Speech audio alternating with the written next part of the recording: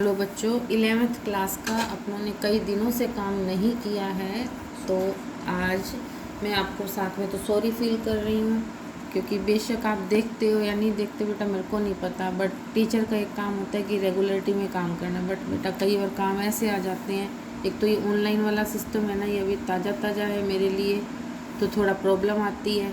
बाकी बेटा अभी मैं जो काम शुरू करवा रही हूँ आपकी फ़र्स्ट एक्सरसाइज है, जिसको अपनों ने क्या बोलना है, समुच्चय। अब हिंदी वाले बच्चों के लिए तो समुच्चय है, लेकिन जो इंग्लिश मीडियम वाले बच्चे हैं उनके लिए सेट है। ठीक है, तो इसको अपनों ने अच्छे से करना है। बहुत इजी प्रश्नावली, बहुत इजी, खेल खेल में ही हो जाती है, सोचते सोचते ही। ठीक है, तो जो काम करवाया जाए उसको रेगुलर कर लेना, नहीं तो काम इकट्ठा हो जाएगा। और इसके अभ्यास भी काफ़ी सारे हैं, इसके जो एक्सरसाइज हैं काफ़ी सारी हैं, नया काम है ये। ठीक है, तो समुच्चय यानी सेट किसे कहा जाता है?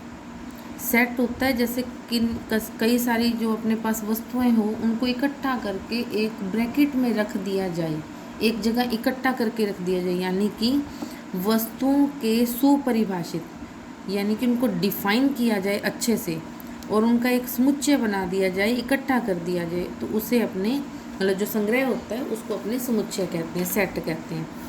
अब समुच्चय में जो उपस्थित वस्तुएं होती है, जो अपनों ने वस्तुएं शब्द बोले हैं ना, तो वस्तुएं शब्द जो है वो क्या होता है, उनको क्या कहते क्या हैं? उनको अपने एलिमेंट कहते हैं। एलिमेंट अवयव या सदस्य कहते हैं। ठीक है, और एक बात का और ध्यान रखना बेटा, जैसे सेट है, अब सेट बार बार तो नहीं लिखा जाएगा ना, आखिर तो इसका एक नाम भी रखना पड़ेगा। तो सेट का जो नाम होता है ना वो कैपिटल लेटर्स में होता है, इंग्लिश के कैपिटल लेटर में लिखा जाता है।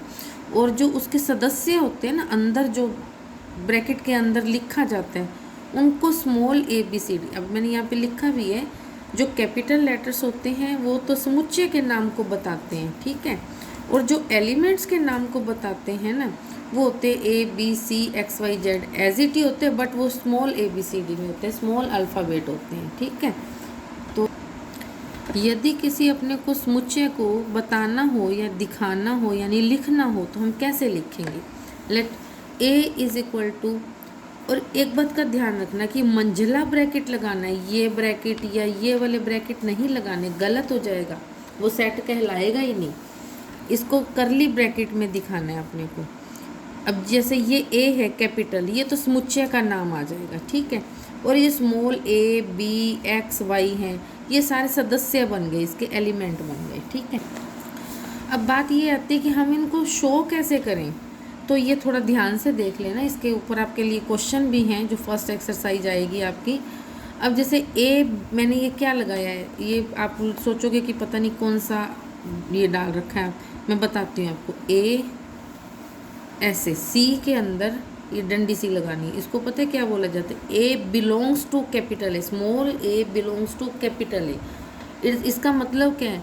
इसका मतलब कि जो ये स्मॉल A है, ये वाला, ये इस कैपिटल A का सदस्य है, एलिमेंट है, as it small B belongs to A, यानी कि स्मॉल B इस A समुच्चय का, A सेट का सदस्य है, as it XB, as it YB। ठीक है, अब बात ये है कि यहाँ इसको अपने और क्या कह सकते हैं, इसको एप्सिलॉन भी बोला जाता है, बिलोंग्स टू भी बोलते हैं, एप्सिलॉन भी बोला जाता है। ये आपकी बुक में लिखा हुआ है बेटा, थोड़ा गौर से देखना आप। ठीक है, अच्छा, अब है कि सदस्य होने को रिप्रेजेंट जो है,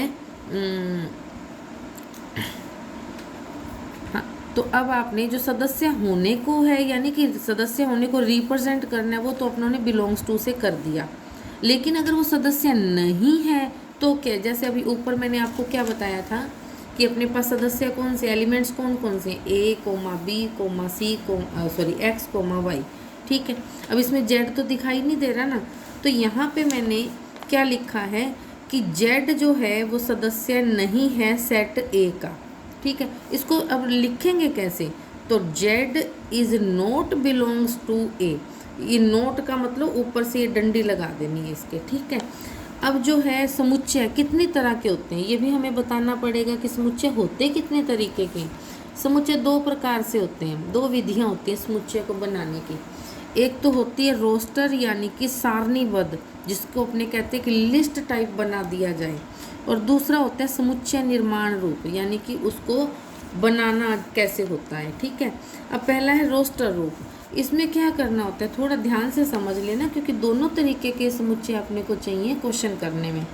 इसमें सेट के सभी एलिमेंट्स को लिस्ट टाइप से बनाया जाता है, उन्हें कोमा से लिखना है। जैसे अभी मैंने ऊपर भी जो समुच्चय बनाया था तो उसमें आपको ध्यान हो तो मैंने क्या लिखा था, A is equal to curly bracket के अंदर क्या लिखा था, A comma B comma C X comma Y, ये लिखा है ना। तो कोमाज लगानी है। और दूसरा इसको मंझले ब्रैकेट में यानी करली ब्रैकेट में शो करना है, ठीक है। अभी जैसे नो, मैं मान लो ये कह दूं कि 9 से कम यानी 9 से छोटी सभी सारी धन पूर्णांक यानी पॉजिटिव जो है इंटीजर्स, उनका सेट बनाना है, पॉजिटिव इंटीजर्स का।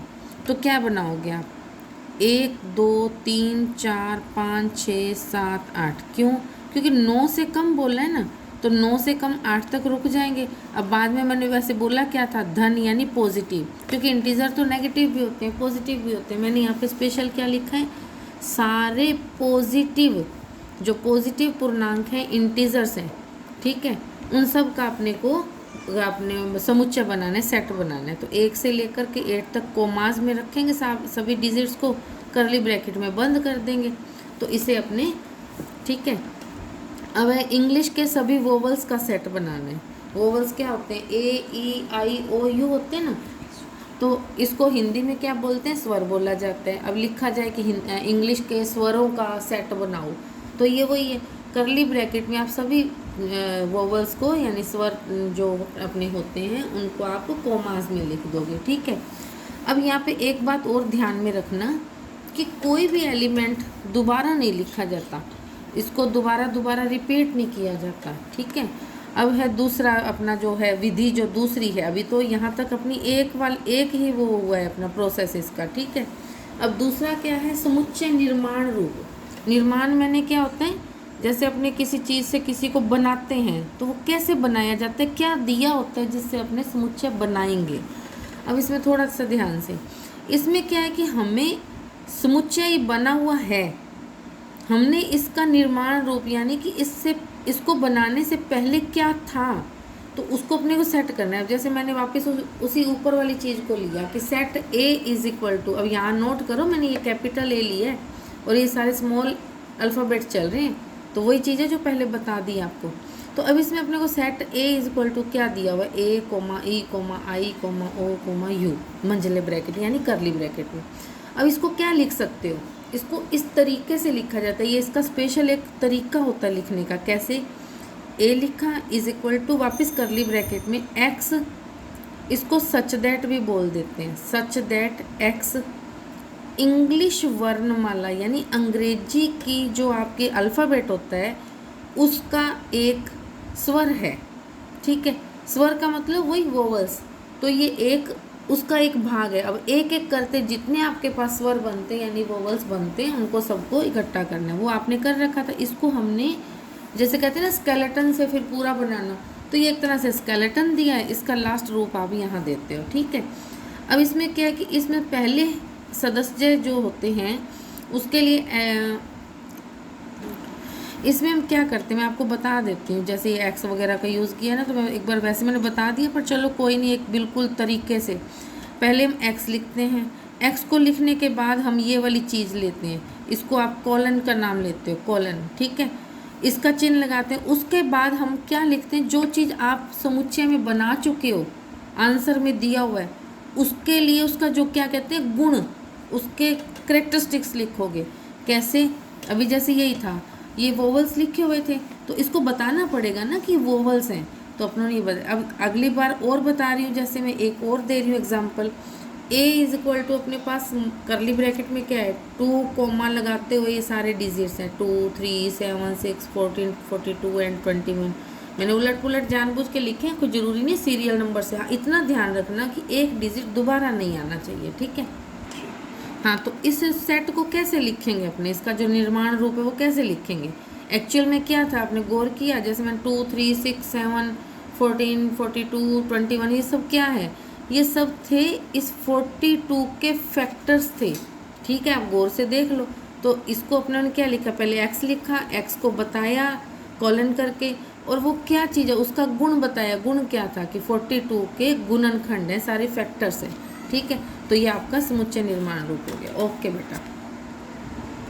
हाँ बेटा, आपको ये मेरा बताना कैसा लगा, बताना कमेंट सेक्शन में, लाइक करना, शेयर करना और सब्सक्राइब भी करना भी, और जो साथी लोग हैं उनको भी कह के करवाना, क्योंकि जितना आगे बढ़ाओगे उतना मेरे को भी थोड़ा तसल्ली मिलेगी, और अच्छे से वीडियो बनाने की कोशिश करूँगी और अच्छे से समझाने की कोशिश करूँगी। अगर आप लोग मेरा साथ दोगे तो आगे तक चलते रहेंगे।